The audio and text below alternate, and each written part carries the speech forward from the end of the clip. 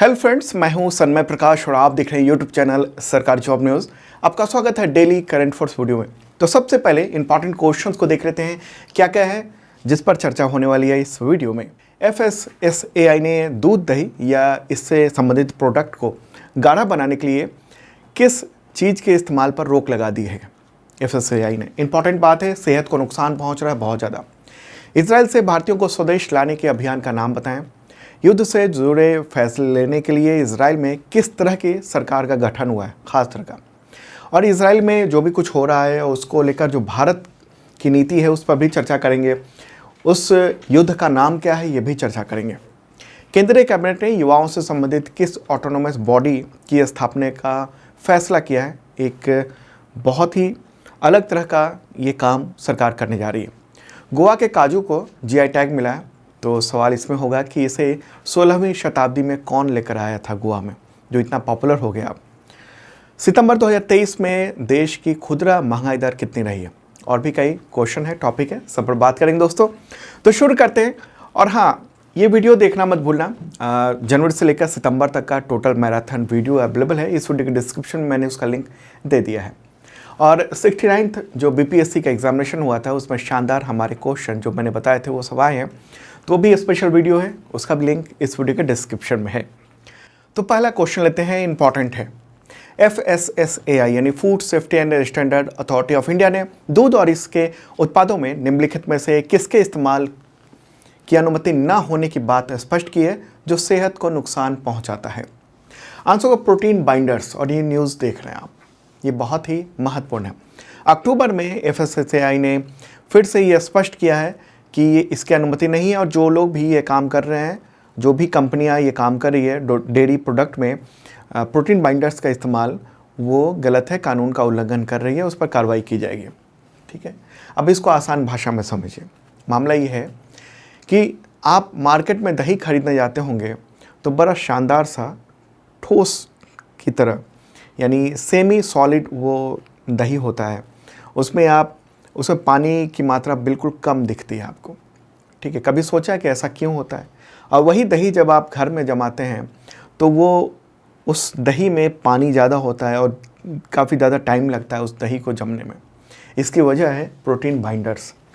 Market में ज़्यादातर जो डेयरी प्रोडक्ट हैं उसमें प्रोटीन बाइंडर्स का इस्तेमाल किया जा रहा है, और यही वजह है कि FSSAI को ये स्पष्टीकरण जारी करना पड़ा है, ये स्पष्ट करना पड़ा है कि ये गलत हो रहा है, प्रोटीन बाइंडर्स का इस्तेमाल नहीं करना चाहिए। ठीक, इससे क्या होता है, प्रोटीन बाइंडर्स के इस्तेमाल से दही और गाढ़ा हो जाता है, दूध और गाढ़ा हो जाता है, जो पनीर है वो और बेहतर ढंग से सेमी सॉलिड हो जाता है। ओके, अब क्या होता है, ये प्रोटीन बाइंडर्स के बारे में जान लीजिए। तो ये बाइंडिंग एजेंट के तौर पर ये काम करता है और गाढ़ा बनाने का काम करता है ये। ठीक है, और आप तो दही खाते हैं इस वजह से कि आपका पाचन शक्ति और बेहतर होगा। जब किसी का पेट खराब होता है तो वो दही खाता है। ठीक है, इसके अलावा खुद को सेहतमंद रखने के लिए लोग दही खाते हैं, लेकिन इस बाइंडर्स का यानी प्रोटीन बाइंडर्स के उपयोग की वजह से ये पाचन शक्ति ह्यूमंस की, मतलब हमारे बॉडी का, आपके बॉडी का, उस पर असर पड़ता है, नकारात्मक असर पड़ता है। तो दूध के या दही के या पनीर के जो जैविक और पोषक मूल्य है, पोषक तत्व हैं, वो प्रभावित हो जाते हैं और वो आपके लिए उतना फ़ायदेमंद नहीं होता है जितना फ़ायदेमंद वो अपने असली रूप में होना चाहिए था, प्रोटीन बाइंडर्स की वजह से। तो दही खा लिया आपने, वो आपका पेट फिर भी गड़बड़ कर रहा है, तो उसकी वजह हो सकता है कि प्रोटीन बाइंडर्स का इस्तेमाल किया जा रहा है। ठीक है, तो चूँकि बड़े पैमाने पर जो फूड प्रोडक्ट हैं, डेयरी प्रोडक्ट हैं, उसमें प्रोटीन बाइंडर्स का इस्तेमाल किया जा रहा था, पाचन शक्ति को बहुत प्रभावित कर रहा है, नकारात्मक असर पड़ रहा है, और इसी वजह से अब ये सरकार को या कहें FSSAI को ये कहना पड़ा कि भाई आप मत मिलाओ। ठीक है, देखिए दूध में प्रोटीन होता है, वो अलग तरह का काम करता है, वो एमिनो एसिड का एक अच्छा स्रोत है दूध का जो प्रोटीन है वो, और आसानी से पचने योग्य होता है। ओके, लेकिन प्रोटीन बाइंडर्स अगर उसमें इस्तेमाल कर दिया गया तो वो पचने में गड़बड़ हो जाता है। और दही को हम लोग प्रोबायोटिक्स के तौर पर भी लेते हैं, नेचुरल सोर्स है वो। आंतों में हेल्दी माइक्रोबायोम को बढ़ाने में सहायक होता है दही। रोज़ दही खाने से पाचन बेहतर होता है और इसके साथ ही इम्यून डिसऑर्डर की संभावना भी कम होती है। दही में एंजाइम होते हैं जो लैक्टोज को पचाने में सहायता करते हैं और इससे लोगों को लैक्टोज इंटॉलरेंस उन सब की समस्या से आराम मिलता है, पेट को आराम मिलता है। ठीक है, दही खाने से गैस और जो एसिडिटी की समस्या है उससे भी राहत मिलती है। लेकिन प्रोटीन बाइंडर्स का इस्तेमाल अगर कर दिया जाता है तो यही दही स्वाद में और देखने में तो बड़ा बढ़िया लगता है, लेकिन वो खाने के बाद पचने में दिक्कत होती है। तो एक महत्वपूर्ण बात जो आपने समझा, ठीक है, ये ज़रूरी है क्योंकि बाहर का मार्केट का दही देखकर लोग बड़े खुश होते हैं, ये शानदार दही है, और घर में वो दही नहीं जम पाता है, उसकी वजह वही है। ठीक है, बाकी FSSAI उसके बारे में आप जानते ही हैं। ये खाद्य सुरक्षा और मानक अधिनियम 2006 के तहत स्थापित एक वैधानिक निकाय है और देश में फूड से रिलेटेड रेगुलेशन का काम इसके पास है। और इसका नोडल मंत्रालय कौन सा है? तो स्वास्थ्य और परिवार कल्याण मंत्रालय। चलिए अब आगे बढ़ते हैं दोस्तों, अगला क्वेश्चन लेते हैं। पसंद आ रहा हो लाइक बटन दबा देना। तो क्वेश्चन होगा अगला, हमास और इजराइल के बीच युद्ध के दौरान भारतीयों को स्वदेश लाने के अभियान का नाम बताएं। इजराइल से लाया जा रहा है, तो आंसर होगा ऑपरेशन अजय। ठीक है, क्या है? ऑपरेशन अजय। तो इजराइल और हमास के बीच में लड़ाई छिड़ी हुई है बहुत भयानक ढंग से। तो इससे क्या हो रहा है कि वहाँ जो भारतीय रह रहे हैं ना इजराइल में, उनको बड़ी दिक्कत हो रही है। तो इस घटना के बाद भारत सरकार ने ऑपरेशन अजय शुरू किया। इसके ज़रिए इजराइल में फंसे जो भारतीय नागरिक हैं उनको भारत लाया जा रहा है। और कितने भारतीय वहाँ पर रह रहे हैं? करीब करीब 18,000 भारतीय रह रहे हैं। विदेश मंत्री एस जयशंकर, उनका कहना है कि जो भी वापस आना चाहें वो वापस आ सकते हैं और इसके लिए स्पेशल फ़्लाइट की भी व्यवस्था की गई है। ओके, और आपको पता होगा भारत ने इजराइल पर हमास के हमले को आतंकी हमला करार दिया है, बताया है।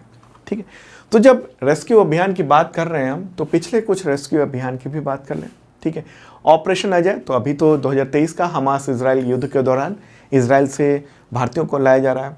उससे पहले कौन सा चला? ऑपरेशन कावेरी 2023 में सूडान में जो गृह युद्ध हुआ है, सूडान में मिलिट्री और पैरामिलिट्री फोर्स के बीच में जो युद्ध चल रहा है, गृह युद्ध, तो उसी के दौरान ऑपरेशन कावेरी के तहत सूडान से भारतीयों को लाया गया था। उससे पहले 2022 में ऑपरेशन गंगा, ये यूक्रेन से भारतीयों को निकाला गया था जब रूस ने यूक्रेन पर हमला कर दिया था। उससे पहले ऑपरेशन राहत जो कि 2015 में हुआ था, यमन में जो संघर्ष वहाँ 2015 में शुरू हुआ, उसके बाद वहाँ से भारतीयों को निकाला गया था। ठीक है, तो ये तो रेस्क्यू अभियान है। इसके अलावा जो अन्य अभियान है वो भी देख लेते हैं एक बार। ऑपरेशन दोस्त जो 2023 में इसी साल हुआ, तुर्की में भूकंप जो आया उसके बाद राहत अभियान भारत ने चलाया था। ऑपरेशन मैत्री जो कि 2015 में नेपाल में जो भूकंप आया था उस दौरान भारत ने राहत अभियान चलाया था। तो ये सब जो अभियान है ये तो रेस्क्यू अभियान है और ये राहत अभियान है, तो इनको भी ध्यान में रखना है आपके एग्जामिनेशंस के लिए। ठीक है, एक और महत्वपूर्ण बात आपको बताऊं, ये न्यूज़ देख रहे हैं आप, भारत सरकार ने फिलिस्तीन बनाने की वकालत को दोहराया। विदेश मंत्रालय, उसके प्रवक्ता है ये अरिंदम बागची है, तो उन्होंने कहा है कि हमास का इजराइल पर हमला तो आतंकी कार्रवाई है, लेकिन फ़िलिस्तीन को लेकर भारत की पॉलिसी जो लंबे समय से है वही रहेगी, वही है। भारत हमेशा बातचीत से आज़ादी और संप्रभु फ़िलिस्तीन बनाने की वकालत करता रहा है, देश बनाने की वकालत करता रहा है और भारत का यही स्टैंड है।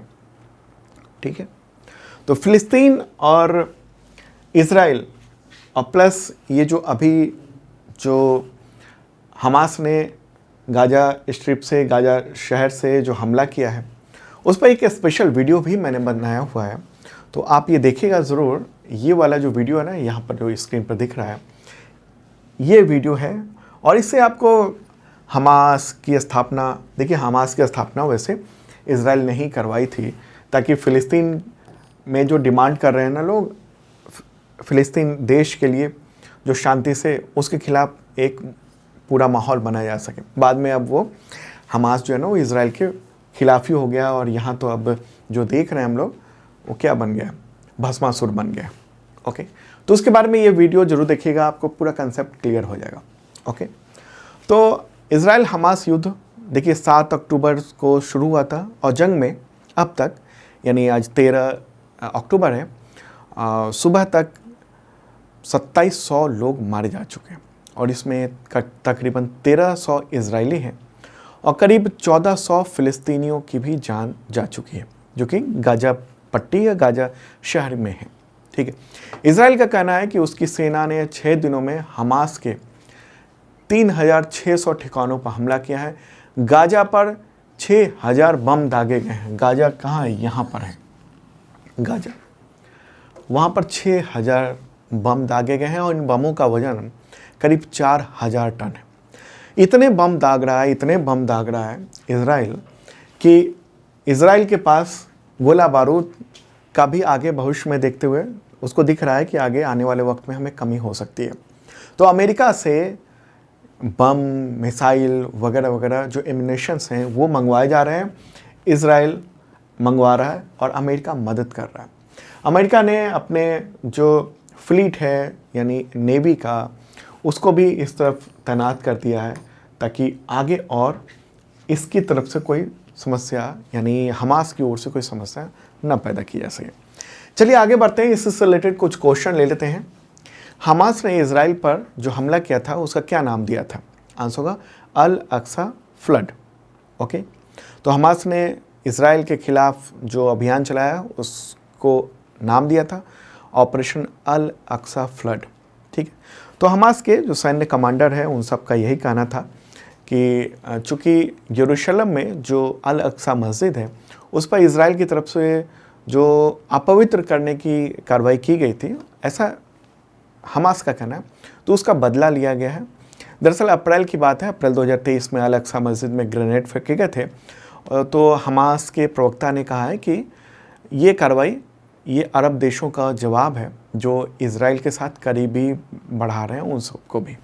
ठीक है, यरूशलेम कहाँ पर है? यरूशलेम जो है ना वो इजराइल और फ़लस्तीन के बीच में है। ये इस जगह पर यरूशलेम है और दोनों अपनी अपनी राजधानी होने का दावा करता है। वैसे यूनाइटेड नेशंस की ओर से ये जो शहर है वो इंटरनेशनल सिटी घोषित किया हुआ है, लेकिन इस पर ज़्यादातर जो कंट्रोल है वो इजराइल का है। ठीक है, चलिए आगे बढ़ते हैं। अगला क्वेश्चन महत्वपूर्ण है इजराइल से रिलेटेड, जिसकी चर्चा पूरी दुनिया में ही है। ठीक है, इससे पहले वाला भी क्वेश्चन था लेकिन इस पर और डिटेल बात करेंगे। उससे पहले आपको बताऊं कि इस वीडियो का PDF फ्री में अवेलेबल है, हिंदी और इंग्लिश दोनों लैंग्वेज में। इस वीडियो के डिस्क्रिप्शन में लिंक अवेलेबल है, देखिएगा ज़रूर। ओके, और हाँ, अगर आप एग्जामिनेशन की तैयारी करते हैं उसमें करंट अफेयर्स बहुत ही महत्वपूर्ण होता है, तो उसकी तैयारी हो पाएगी इस मेंबरशिप के ज़रिए। 1 ईयर का मेंबरशिप प्लान है, बहुत मामूली सा प्राइस है इसका, छूट भी चल रही है इस पर, और इसके ज़रिए आपको 365 दिनों तक यानी अगले 1 साल तक करंट अफेयर्स का PDF मिलता है, मॉक टेस्ट मिलता है और तमाम एग्जामिनेशन के टेस्ट सीरीज़ भी मिलते हैं। तो वीकली, मंथली, क्वार्टरली, ईयरली ये सब करंट अफेयर्स के PDF होते हैं, वो भी कई तरीके के, 1 liner, MCQ with notes. Okay, और वीडियो का लिंक भी होता है। जैसे इस चीज़ को समझ रहे हैं तो आप वीडियो के लिंक में विजुअली समझेंगे, बेहतर ढंग से समझेंगे, तो वहाँ पर लिंक भी होता है। ठीक है, तो देखिए ज़रूर इस वीडियो के डिस्क्रिप्शन में, और इसी के ज़रिए इतने तरह के एग्जामिनेशन के टेस्ट सीरीज, मॉक टेस्ट सब कुछ अवेलेबल है। ओके, हज़ारों स्टूडेंट इसका यूज़ कर रहे हैं। इस वीडियो के डिस्क्रिप्शन में उसका लिंक है और एक वीडियो भी है कि कैसे मेंबरशिप ले सकते हैं, इसका लाभ कैसे उठा सकते हैं आप। ओके, चलिए अब आगे बढ़ते हैं, अगला क्वेश्चन भी ले लेते हैं। हमास के हमले के बाद इजराइल के जवाबी अभियान का नाम बताएं। जो युद्ध छेड़ा गया है उसका नाम क्या है? आंसर का सॉर्ड्स ऑफ आयरन। क्या नाम है? Swords of iron.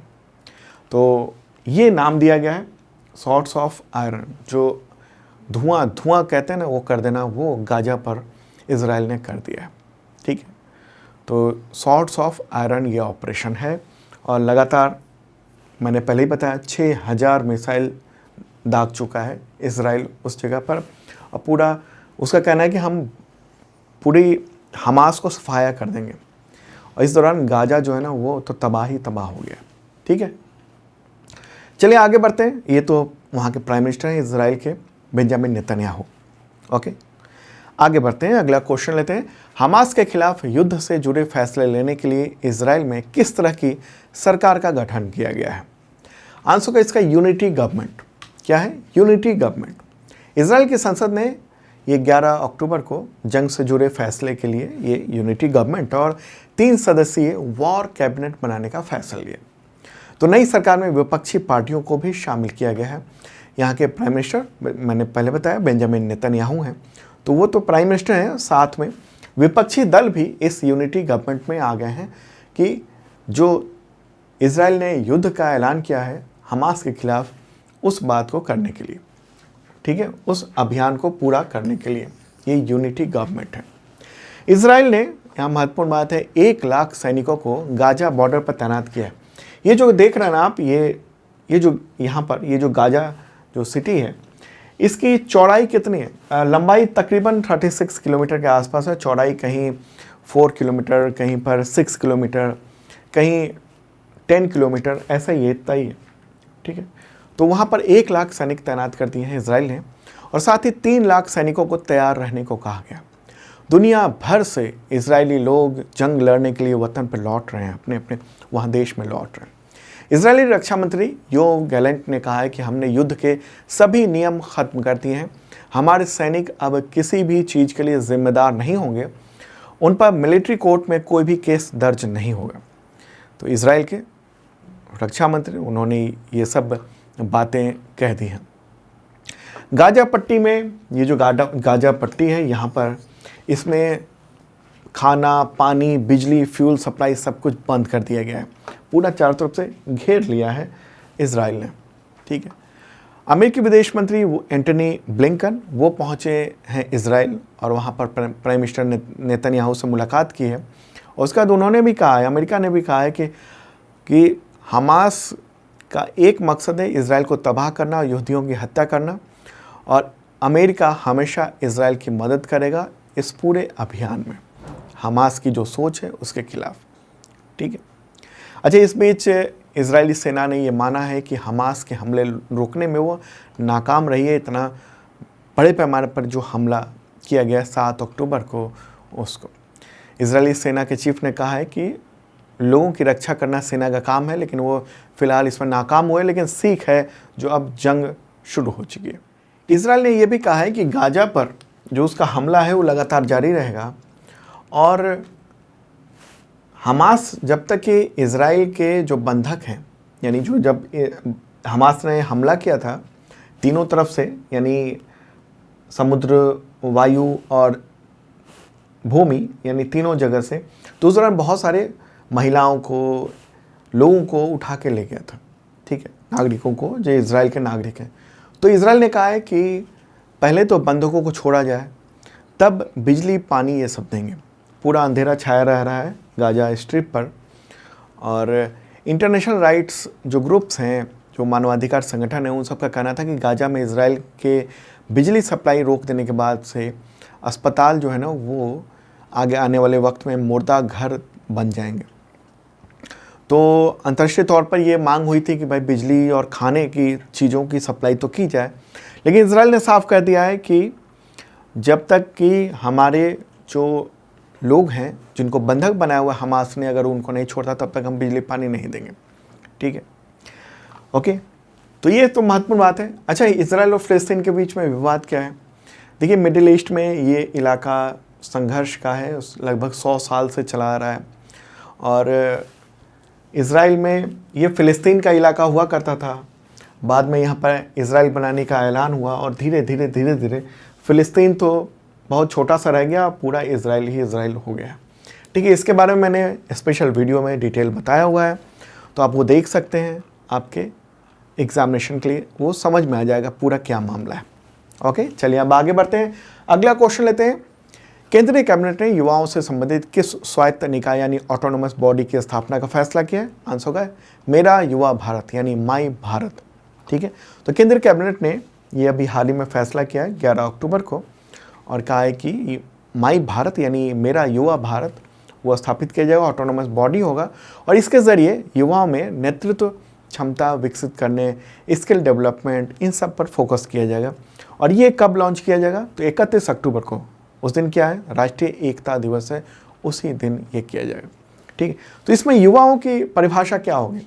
तो माई युवा भारत, उसमें युवा की जो परिभाषा है राष्ट्रीय युवा नीति के तहत 15 से 29 वर्ष के आयु के, यानी 15 to 29 ईयर के एज के जो लोग हैं, उनको लाभान्वित करने का काम किया जाएगा इसके ज़रिए। ठीक है, देश में 15 से 29 वर्ष के लगभग 40 करोड़ युवा हैं और आपको पता होगा आने वाले वक्त में चुनाव होने वाला है अगले साल, तो केंद्र सरकार ने अभी ये अभियान शुरू किया है। क्या होगा इसमें जो कुछ पॉइंट्स बताई गई है गवर्नमेंट के द्वारा कि युवाओं में नेतृत्व विकास किया जाएगा, अलग अलग व्यक्तित्व संपर्क जगह प्रोग्रामेटिक कौशल को विकास करने के लिए काम किए जाएंगे, युवाओं में अधिक निवेश करके उनके सामाजिक इनोवेशन सामुदायिक नेता बनने का काम किया जाएगा, युवा नेतृत्व वाले जो डेवलपमेंट के वर्क हैं उन सब पर केंद्र सरकार काम करेगी। ठीक है, युवाओं को आकांक्षी और सामुदायिक आवश्यकताओं के बीच में जो बेहतर तालमेल है उसको किया जाएगा। तो ये सब बहुत सारी चीज़ें वन स्टॉप शॉप के रूप में भी काम किया जाएगा। एक केंद्रीकृत युवा डेटाबेस बनाया जाएगा, युवा सरकारी पहलों और युवाओं के साथ जोड़ने वाले जो अन्य जो काम है वो सब किए जाएंगे। तो ये सब काम होगा इसमें। ठीक है, तो युवाओं को लेकर गवर्नमेंट की ओर से बड़ा अभियान मेरा युवा भारत यानी माई भारत ये शुरू होने वाला है। कैबिनेट ने ये फैसला कर लिया। चलिए आगे बढ़ते हैं। अगला क्वेश्चन, गोवा के काजू, उसको कर्नल भी कहते हैं, तो उसको जीआई टैग प्रदान किया गया। तो इसे 16वीं शताब्दी में किसके द्वारा लाया गया था जो अब बड़ा उद्योग बन चुका है? आंसर होगा पुर्तगालियों के द्वारा। ठीक है, इंडियन एक्सप्रेस ने इस पर काफ़ी डिटेल में बताया है इसके पूरे इतिहास के बारे में। तो अभी अक्टूबर 2023 में गोवा के काजू को जीआई टैग मिला, यानी भौगोलिक संकेतक, जियोग्राफिकल इंडिकेशन। इससे फ़ायदा ये होगा कि लोगों को पता रहेगा कि हाँ ये गोवा का काजू है, वास्तव में गोवा का है, और कोई बाहर के दूसरे लोग गोवा के काजू के नाम पर कोई दूसरा काजू नहीं बेच सकेंगे। ठीक है, तो गोवा में आया कहाँ से काजू? काजू मूलतः लैटिन अमेरिका के जो पूर्वोत्तर ब्राज़ील है वहाँ में हुआ करता था, फिर वहाँ से ब्राज़ील से दुनिया भर में फैला। अब सवाल है कि गोवा कौन लेकर आया? तो क्वेश्चन में ही मैंने बताया कि पुर्तगाली लेकर आए थे। ये काजू गोवा का नहीं था, इसके पौधे, इसके बीज 16वीं शताब्दी में यानी 1570 में 1570 में पुर्तगाली वो लेकर आए थे गोवा। शुरुआत में काजू के पेड़ों को मुख्य रूप से वनीकरण और कोस्टल जो एरिया है वहाँ पर जो मिट्टी का क्षरण होता है उसको रोकने के लिए, मिट्टी को बांधने के लिए, उसके लिए किया गया था शुरुआत में। लेकिन समय के साथ लोगों को काजू के जो खाने के योग्य गुण हैं उसके बारे में पता चला और फिर गोवा की जो अर्थव्यवस्था है उसमें एक महत्वपूर्ण हिस्सा बन गया काजू उद्योग। ठीक है, तो वहाँ बड़े पैमाने पर काजू को लेकर इंडस्ट्री है, उससे प्रोसेसिंग से रिलेटेड, उसके उत्पादन से रिलेटेड। ठीक है, इम्पॉर्टेंट बात, गोवा के मुख्यमंत्री कौन है? प्रमोद सावंत। और गोवा किन राज्यों से जुड़ा हुआ है? तो महाराष्ट्र और ये कर्नाटक। इधर क्या है? अरब सागर। आगे बढ़ते हैं, अगला क्वेश्चन लेते हैं। अंतर्राष्ट्रीय बालिका दिवस यानी international day of the girl child कब मनाया जाता है? आंसर होगा 11 अक्टूबर को मनाया जाता है। और इस बार की थीम क्या है? लड़कियों के अधिकार में निवेश करें, हमारा नेतृत्व, हमारा कल्याण। Invest in girls rights, our leadership are our well being. Okay, तो संयुक्त राष्ट्र की ओर से ये 2011 में इस दिवस की घोषणा की गई थी। और अगर सवाल हो कि राष्ट्रीय बालिका दिवस कब मनाया जाता है भारत में, तो 24 जनवरी को मनाया जाता है। आगे बढ़ते हैं, अगला क्वेश्चन, विश्व गठिया दिवस कब मनाया जाता है? World arthritis day. आंसर होगा 12 अक्टूबर को। और 2023 की थीम क्या है? जीवन के सभी चरणों में RMD यानी रोमैटिक एंड मस्कुलरोस्केलेटल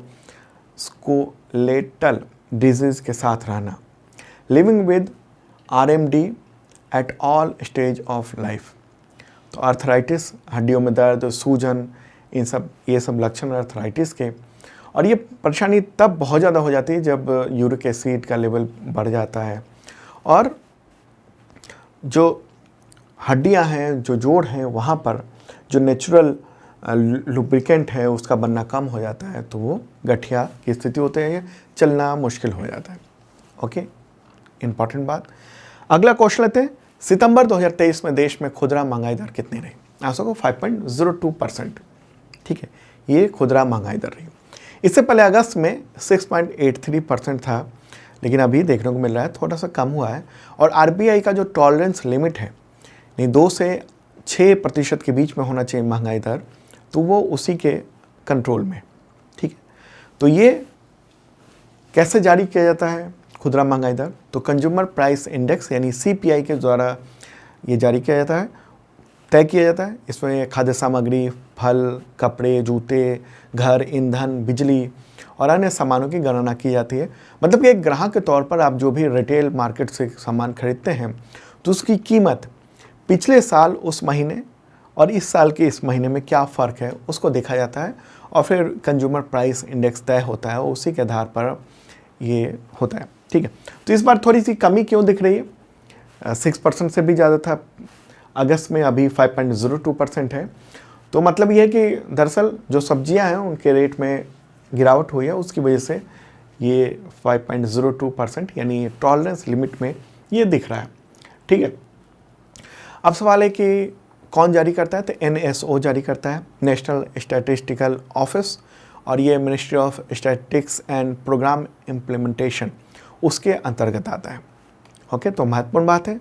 आरबीआई महंगाई को कैसे कंट्रोल करती है? देखिए, उसके लिए महंगाई कंट्रोल करने के लिए आरबीआई बाज़ार में जो रुपए का भाव है यानी लिक्विडिटी, उसको कंट्रोल करती है, उससे महंगाई को कम करती है, और इसके लिए रेपो रेट वगैरह बढ़ाया जाता है। हालांकि आरबीआई ने अप्रैल के बाद से रेपो रेट में इजाफा नहीं किया है, लेकिन फिर भी महंगाई को कंट्रोल करने की कोशिश में लगी हुई है आरबीआई। तो दोस्तों, ये था इंपॉर्टेंट करंट अफेयर्स। कैसा लगा कमेंट बॉक्स में आप बता सकते हैं, और कल फिर मिलेंगे ताज़ा तरीन कंटेंट के साथ। देखिएगा ज़रूर आपके एग्जामिनेशन के लिए। और एक अपील है, जिन लोगों ने सब्सक्राइब नहीं किया है इस चैनल को ज़रूर करें, और बेल आइकन दबाएं, उसमें ऑल नोटिफिकेशन क्लिक करें, तो आपको नोटिफिकेशन मिल पाएंगे टाइम पे जब भी वीडियो अपलोड होता है। Okay, bye.